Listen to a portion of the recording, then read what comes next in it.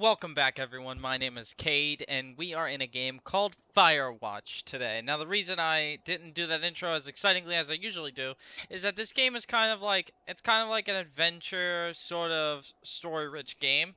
So I just thought maybe I would make it kind of like a chill playthrough. Like, let's not try to scream and stupid stuff like that. So that being said, let's get right on into it. I'm not really sure what to expect. I know this game is very, very highly reviewed, and a lot of people actually really like this game.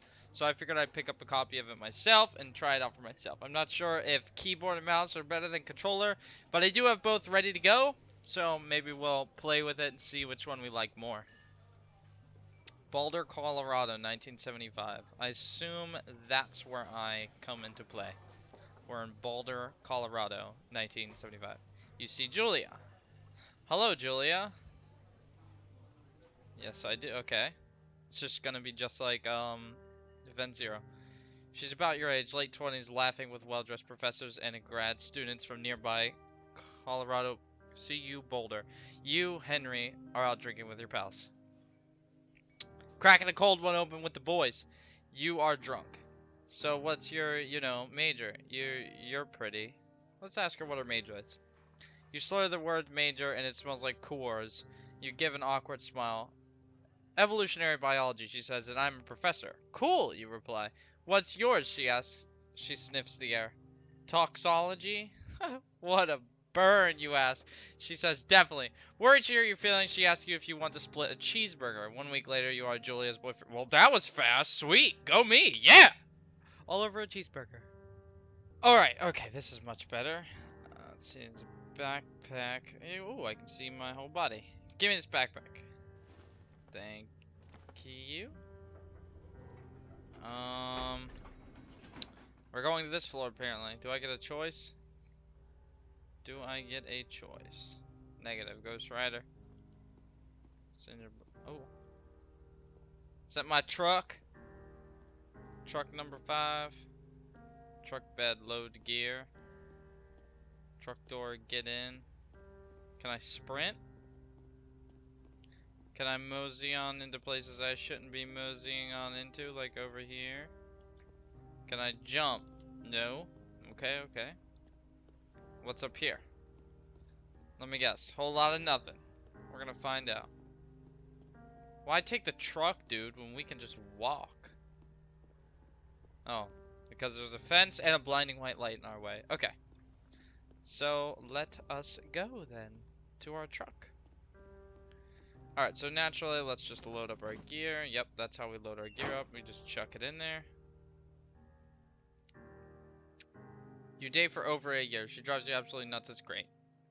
You move in. You share an apartment near the school with a view of the mountains. You two drink beers out on the deck. You drink beer just about anywhere. Life is good.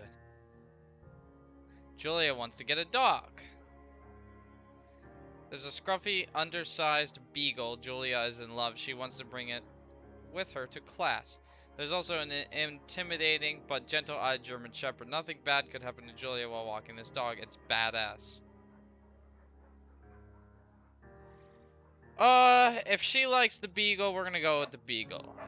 Bucket's a good dog, and a week later, you've totally forgotten about the other one. Julia loves him. You love him too. Of course. 1979. You talk out on the deck at summer at 9:30 p.m. and the heat still radiates off a high desert.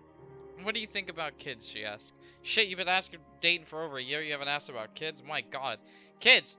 They're not very smart, or good at much. I'm saying, if you and I have a couple of little idiots. One day, why rush? One day, why rush? She looks away, out towards the mountains. We have plenty of time, right? Speak for yourself, mister. Don't worry, you assure her. You tell her she has the body of an undergrad. My ovaries didn't get the memo, she says, laughing it off. One day, okay? Okay, one day, she says. 6 months later, you get engaged lying in bed on a Sunday morning.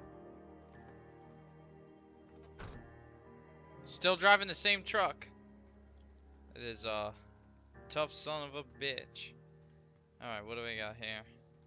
Oh, what does that say? Fire danger today. That looks like it's set to maximum. And this game is called Firewatch. Are we gonna get lost in the woods and die? I don't want that to happen. It's a very nice, beautiful game. I prefer to not die. Don't forget to check in. No fireworks. Theodore Trail is not recommended for inexperienced hikers. You're in their country. Learn to live with bears. Oh, good. Bears, fire, no fireworks, and not an easy trail to hike. Awesome. What could possibly go wrong? It's a Thursday night and Julia is 4 hours late. She doesn't call you worried and getting angrier by the minute. She walks in after you've gone to bed. She's not quite drunk, but she's clearly been having a fun time. You fight when she gets between the sheets. I'll just ignore her. No sense in getting mad. You don't touch each other all night. The next day you feel guilty for being so angry and ask her about her evening. She says, it was great. You hold on to a tiny pile of resentment. You make some coffee and go to work. Julia still likes to draw. She draws plants from her research. She draws all the places you go. She draws you. You pose and flex like He-Man. Yeah, you frolic like a Victoria's Secret model. I'm gonna pose and flex like He-Man. You look awesome. Booyah, I do. Nailed it. It's very red. Gorgeous. Gorgeous. This game looks amazing. Look at it. Looks beautiful. Oh, there's a sign. What does the sign say? Two Forks Lookout Tower. 8 more miles still. Jeez, 8 miles. That's a spacebar to climb. 8 miles is not a short distance. Think a regular high school track 4 times around is a mile. So there you go. During the summers, you and Julia enjoy walking Bucket at night. There's a festival in town. It brings in folks from faraway places. One of them tries to mug you with. Oh my God. Okay then. Bucket gets kicked. Fuck the dog. Julia yells. She gets flustered as has trouble speaking when she's stressed. You confront the attacker. You scare him away. You beat his goddamn face. I mean, you kicked my dog, so yeah. Your arms get cut up, but you beat the guy to a pulp. You don't feel very tough. You cry your eyes out before the cops show up. Julia asks to take a different path from that day. Forward. You say, okay, you don't want to go that way either. From then on, you walk by the river. Oh, I thought it was saying that she was leaving you, but no, they were like, instead of going through the dark, spooky alleyway, now they go by the river. 1984, plans to have kids gets waylaid by work. Oh, that's not good. Julia gets offered a job at Yale. Yale is in Connecticut, 2,000 miles away. It's a great job. Associated Department chair. She wants to move. You absolutely do not. Agree if she commutes. You'll ask her if she'll commute back and forth. You don't want to move to Connecticut. She says that'll be hard, but she'll do it if you won't move. You tell her not to pass it up if it's what she wants. She agrees. She flies back to Boulder 3 times each semester. Why can't you just move, dude? Come on now. 1985. Julia is sent home from Yale on paid leave after having an episode. She lost it at a colleague for borrowing books that were important to her research. She didn't remember she had happily loaned them to him just 2 days prior. Oh my God, Julia, are you okay? She was found crying in the stairwell. You say that maybe you guys should go talk to someone about it. You make macaroni and drink wine and try to forget about it. I feel like the macaroni is the better choice, but I feel like maybe you should go talk to somebody. After seeing multiple doctors and having many tests, they are worried that Julia might be suffering from early onset dementia. She's 41. You both decide to keep it a secret. Oh my God. That's horrible. Okay, I guess I'll take my journal. My goodness, it just got super... That's me. Look at me. Okay then. Bucket is getting older. Julia comments that it's the kind of nice because he gets in less trouble around the house. A week later, she goes back to the university. Oh no, don't kill Bucket, please. 1987. Julia's affliction gets worse. She can't remember things in class. Her research is in shambles. She drives her car to the next town over for no particular reason and has to be brought home by the police. She is devastated. She is sent home on permanent medical leave. Some days you get the Julia who calls you a dope and your unborn children little idiots. Other days you get a stranger. She pulls you into bed to make love. After 5 minutes, she goes into panic, believing Dad is at the door. You tell her family they are crushed and begin to make trips to and from their home in Australia to visit her. For a while, your friends come by with little things to brighten the day. She gets worse. Oh my god. You spend your days following Julia around the house. You count the seconds between the 2 weekly visits from Daniel, the nurse. He suggests that Julia could live somewhere else, somewhere with 24-hour care, a home. It sits with you for a couple of months. Decide to move her into a full-time care facility. You're determined to take care of her by yourself. I mean, that's a lot of stress to take care of her by yourself, but I also don't really want to make her go live somewhere else. Boy, this got deep really, really fast. I would take care of her myself. I don't want her to go somewhere else. I'd rather be with her than have her somewhere else. Is that why I'm walking through the woods? Because I've, like, lost myself? And I'm trying to find answers to unknown questions?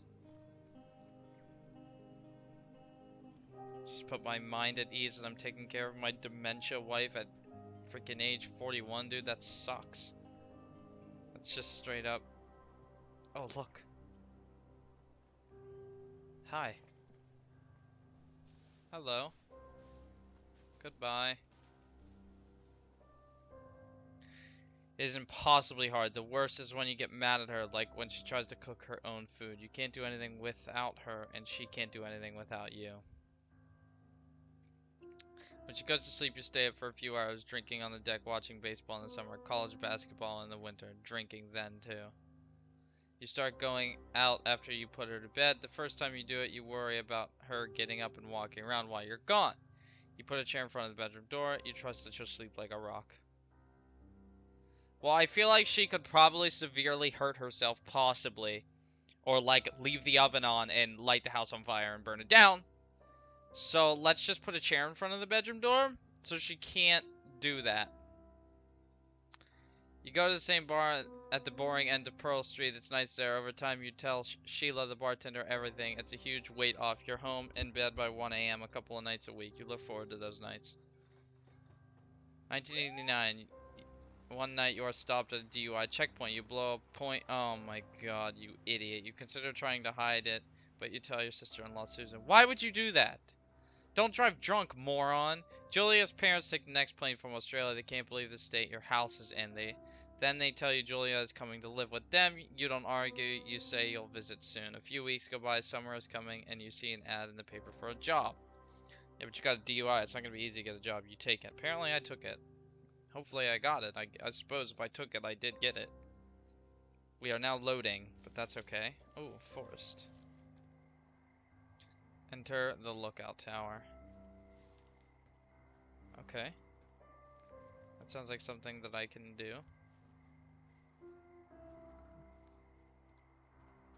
It's my job to watch for fires.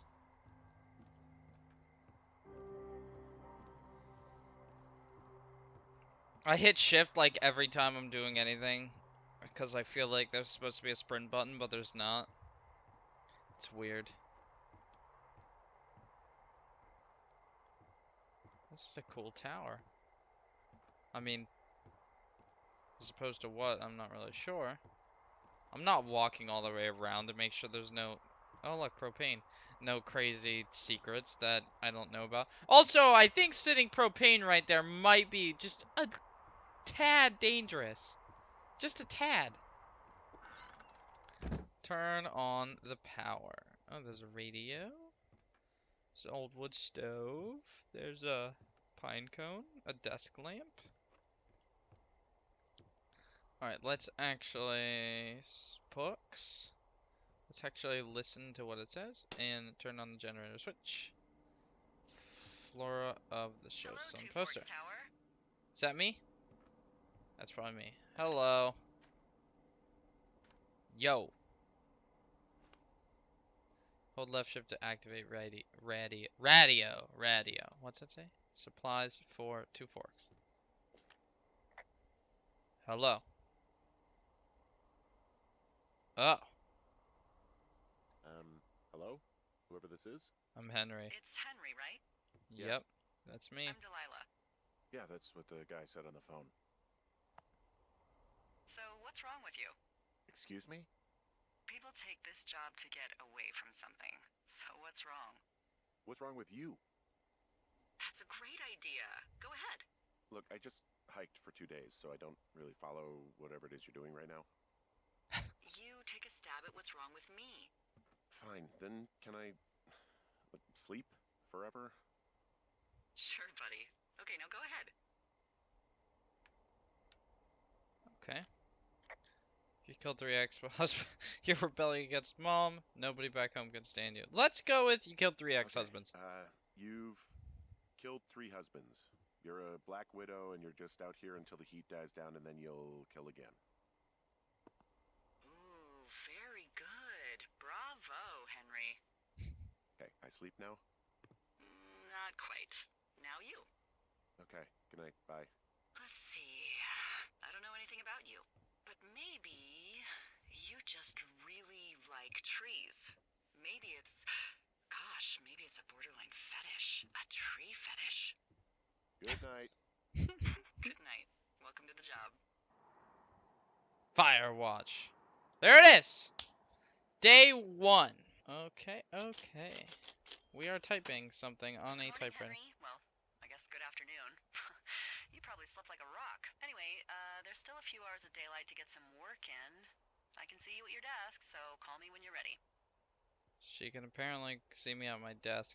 Alright, well that about does it for this episode of Firewatch. I'm definitely going to continue to play this. Check out the next episode to see what happens. I hope you enjoyed it. If you did, hit that subscribe button. As you know, we'll check you in the next video. See ya!